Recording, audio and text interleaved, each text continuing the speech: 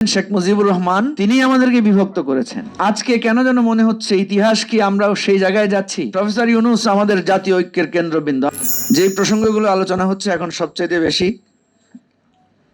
সেটা হলো এত বড় অর্জন আমরা করলাম, এতগুলো প্রাণের বিনিময়, এত রক্তের দান। এক বছর যেতে না যেতেই আমাদের মধ্যে আশঙ্কা, আমাদের মধ্যে একটা ভয় বা আমাদের মধ্যে একটা দ্বিধা তৈরি হয়েছে, আমাদের রক্তটা বৃথা যাবে কিনা, বা আমাদের এই জীবন দানটা কেবলই একটা ক্ষমতার পরিবর্তন কিনা, কেবলই একটা রেজিম চেঞ্জ কিনা, নাকি ভিন্ন কিছু। আমাদের মুক্তিযুদ্ধের খুব অল্প সময় পরে আমরা দেখলাম আমরা বিভক্ত হয়ে গিয়েছিলাম।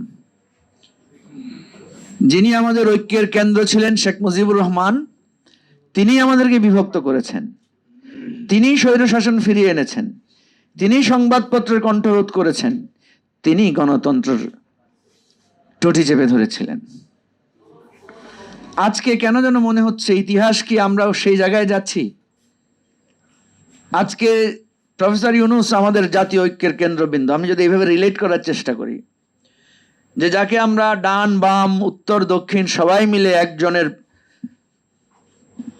কথায় আমরা এক কবিতার ছন্দে আমরা মহাবিষ্ট হয়ে একটা স্বপ্ন দেখেছিলাম, তিনি আজকে আমাদের কাছে নানা প্রশ্ন বানিয়ে আমরা তাকে জর্জরিত করছি, তার সম্পর্কে প্রশ্ন তুলছি, তার কাছ থেকে প্রাপ্তি অপ্রাপ্তির হিসাব মিলাচ্ছি, তাকে সমালোচনা করে তাকে সঠিক পথে রাখার জন্য আমরা সবাই মিলে চেষ্টা করছি। দেখেন, এখনো সেই রেকর্ডগুলো পাওয়া যাবে খুঁজলে, আজ থেকে 2 বছর 3 বছর আগে, 1.5 বছর আগে যে কথাগুলো আমরা শেখ হাসিনাকে বলেছিলাম। আমরা যারা এই মাঝামাঝি রাজনৈতিক দলের সদস্য, আমরা দুই পক্ষকেই বলেছিলাম। আমার এখন স্পষ্ট মনে পড়ে যে শেখ হাসিনাকে উদ্দেশ্য করে আমরা বলেছিলাম, আপনি গণতন্ত্রের পথে ফিরে আসেন, আপনার হয়তো সাময়িক পরাজয় ঘটবে, কিন্তু আপনি ফ্যাসিবাদের অতল গহ্বরে তলিয়ে যাবেন না।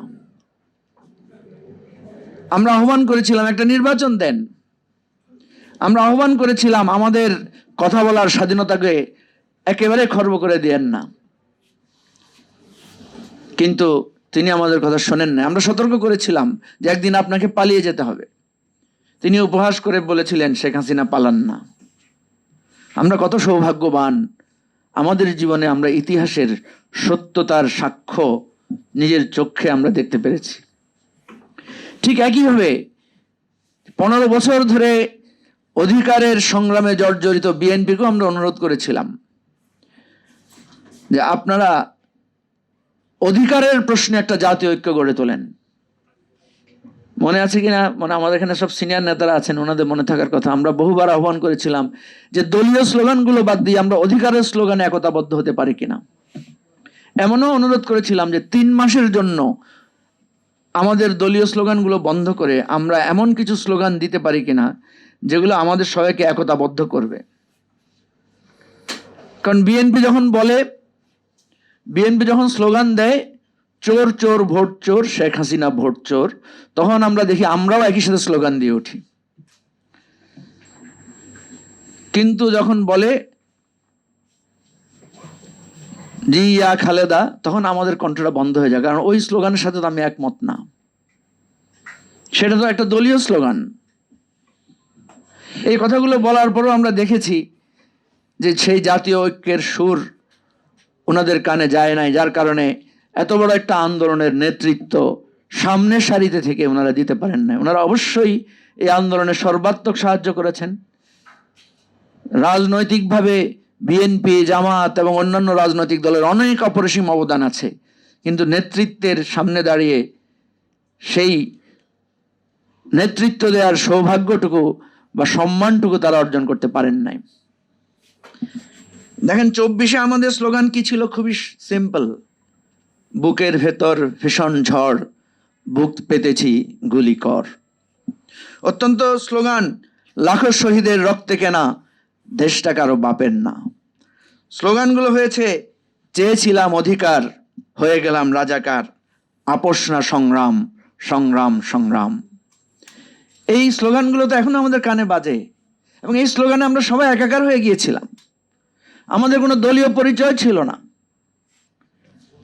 মনের অজান্তেই দলের স্লোগান আমাদের হৃদয় থেকে হারিয়ে গিয়েছিল, আর মনের অলক্ষ্যেই স্বৈরাচারের বিরুদ্ধে, ফ্যাসিবাদের বিরুদ্ধে আমরা এক কাতারে সামিল হয়ে গিয়েছিলাম। কিন্তু 24-এর পর ইতিহাসের সেই দুর্ভাগ্যের পুনরাবৃত্তি, যারাই সংগ্রামের ডাক দেন তারাই সর্বপ্রথম বিভেদের সূচনা করেন, যারাই ঐক্যবদ্ধতার স্বপ্ন দেখান তারাই বিচ্ছেদের বিয়োগল বাজিয়ে আমাদের মনে এক ক্ষত তৈরি করেন, যেটা হয়েছে। আমরা দেখলাম চোখের সামনে বিএনপি, জামাত, এনসিপি, নাগরিক কমিটি, বৈষম্য বিরোধী ছাত্র আন্দোলন, আমরা আবার আগের জায়গায় ফিরে এলাম, আবার দলীয় স্লোগানে ফিরে এলাম, আবার নিজের সেই হীন স্বার্থ চিন্তায় আমরা বিচ্ছেদ হয়ে গেলাম। ইতিহাস যখন লেখা হবে 2 বছর 5 বছর পর, তখন এগুলো এভাবেই লেখা হবে, আমাদের এই ব্যর্থতাগুলা এভাবেই উঠে আসবে এবং সেখানে আমাদেরকে দায়ী করা হবে যে আমরা কেন পারলাম না। প্রিয় ভাই ও বন্ধুগণ, মানে একটা সামগ্রিক ব্যর্থতা, সামগ্রিক উত্তেজনা, সামগ্রিক আমাদের মধ্যে এই আলোচনাটাকে সামগ্রিকভাবে এই জন্যই করতে চাই, কারণ